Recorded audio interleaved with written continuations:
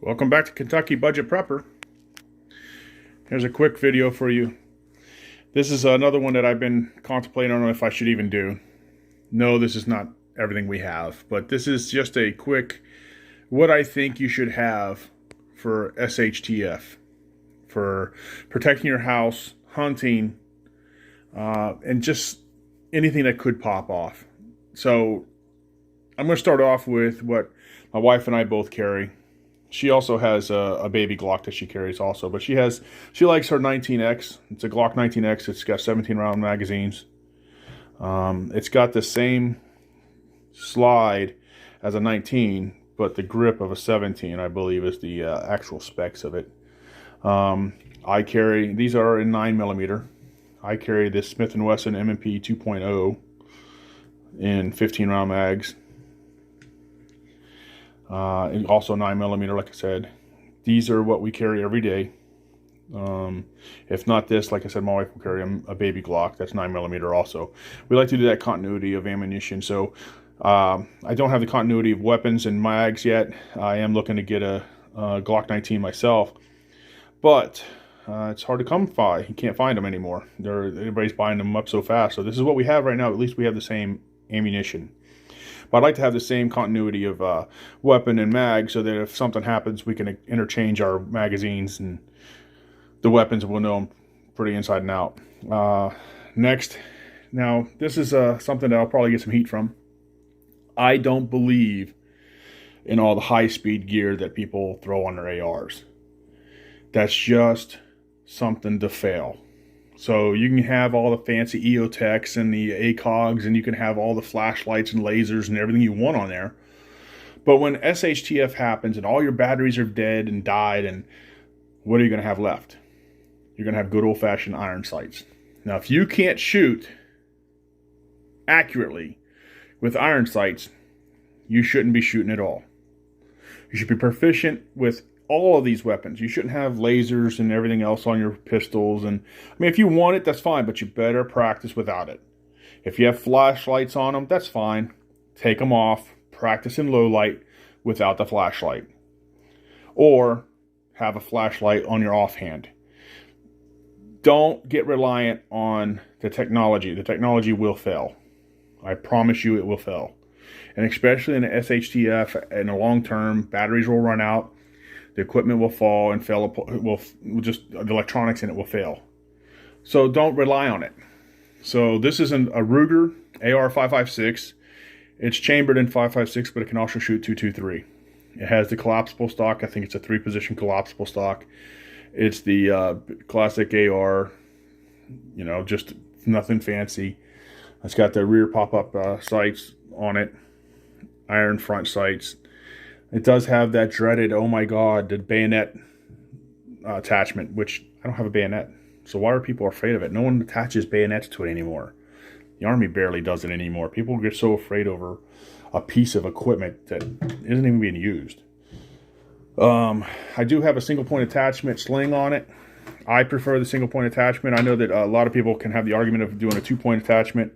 I like it. This is what I used whenever I was on the force. And I enjoyed it, so that's what I carry.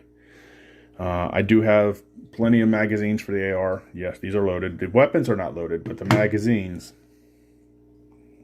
we carry ours loaded around this house. And then I have a Mossberg 12 gauge. It's a Mossberg 500 12 gauge. It's a sportsman's edition. It comes with a slug rifle barrel that you could shoot slugs out of it to go hunting for deer or whatever you want to shoot.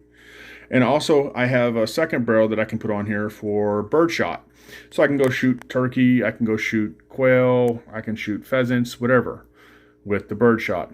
The slug barrel comes with a red dot magnifying scope on it. I haven't really tried that out yet, but I've tried the shotgun. It's fine. It works. It's just like a Remington. Mossberg and Remington are very, very reliable.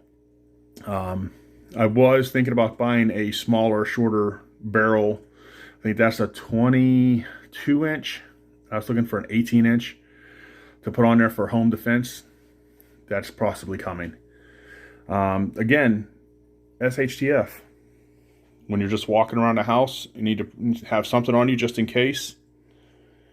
If something more serious happens and you need a little, reach out and touch some a little more, you got that. And then if you're going to go hunting, you got your shotgun right there. Now, then I just bought, not too long ago, this Savage 64. It's a 22 caliber long rifle. It comes with a 10-round mag. It's semi-automatic. And this is going to be to teach my boys how to shoot safely, obviously. But to teach them how to shoot and handle firearms, that's what the 22 is going to be. Now, it's not to say that we can't use that. I'm going to put a little scope on it. We could use that to hunt rabbits and squirrels and such like that. So in an SHTF, if you don't want to use your shotgun slugs and you don't want to use your 5.56 223 to hunt, and it's hard to shoot 9mm. I mean, I'm a good shot, but you know, trying to shoot a rabbit or a squirrel out of the tree with that, you know. But you can use that. A Savage. I mean, even if you don't have the Savage 64, you can get the Ruger 1022. Any 22 rifle you can get is great for small game. You can use it, like I said, for squirrel. You can use it for rabbit. I mean, if you get a bird that's sitting still on a fence or limb, you can shoot them. So, and 22 ammo, well, before the pandemic was really, really cheap. I was getting 500 rounds for like 15, 16 bucks. But now who knows what it's going to be. But if it ever goes back to normal, I suggest you pick up a 22, a 12 gauge, or 20 gauge. You can do a 20 gauge, it's no big deal. Some type of carbine. It doesn't have to be an AR style. It could be a SKS, AK variant. It could be an anything that you feel comfortable with. I just happen to feel comfortable with the AR. The ease of use, the availability of parts for it, the availability for the ammo. It's just easy for my wife and I, because we're so familiar with the platform, to use it. She can use it, and I know comfortably that she's accurate with it, and she can handle herself with this. It's small enough, if you condense it down, that you could do home clearing and home defense with it. You can hunt with it. I don't care what all you anti-gunners say. You can take a 223 out and hunt. That's basically a little bit higher power than that 22 right there. So technically, you can take that and you can hunt squirrel with it. You can even hunt deer with it if you wanted to. You just have to be a little more accurate. But remember, the round was officially made for the military. The round itself, 223, to hunt humans. We're basically deer size if you think about it. So you can use that for deer hunting as well. I don't suggest it. I think if you go to a slug, or if you go to a 308, 243, the true traditional hunting rifles for hunting a bigger game is better. But in a pinch, if that's all you got something you can try and take some game down with.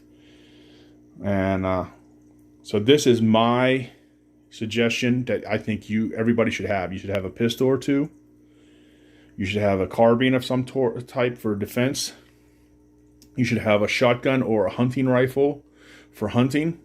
And you should have a 22, which is great for hunting and whatever else, little small things that you don't want to waste the bigger ammo for. You can still use a 22 also for self-defense. Don't think that it's just, it's so small. No, do you want to be shot with a 22? I don't. I don't care if it's a 22 or a 226 or a 5.56 or whatever it may be. I don't want to get shot by it. Sorry. So that'll do for self-defense as well. Something to think about. I think that for ammo, for the pistols, you should have at least 200 rounds. Let's be honest. As much as you can get, I think if you could have 5,000 rounds per weapon, perfect. But I think for the pistols, you should have at least 200 rounds per pistol. Your rifle, your carbine, I'd say at least 1,000 rounds if you can get it. Your shotguns, 200 to 300 rounds of slug, 200 to 300 rounds of bird shot. Your 22, if you can get it, have at least 500-600 rounds of 22. That's a minimum I think you should have in your house. It could be different, so you guys can let me know in the comments what you think. But that's what I feel is the minimum that you should have. It'll get you through for a while until we can find some more ammo or whatever. But obviously I suggest stockpiling more if you can. If you have any comments, put it down in the comments section. If you like this video or any of my videos, please put the thumbs up. Thumbs ups help. Subscribe and share. And let me know if you want to see anything else, or if, like I said, if you have any comments about this. All right, this is Steve with Kentucky Budget Prepper. Keep prepping, keep the faith, keep vigilant. Prep when you can, as often as you can. I'll see you on the next one.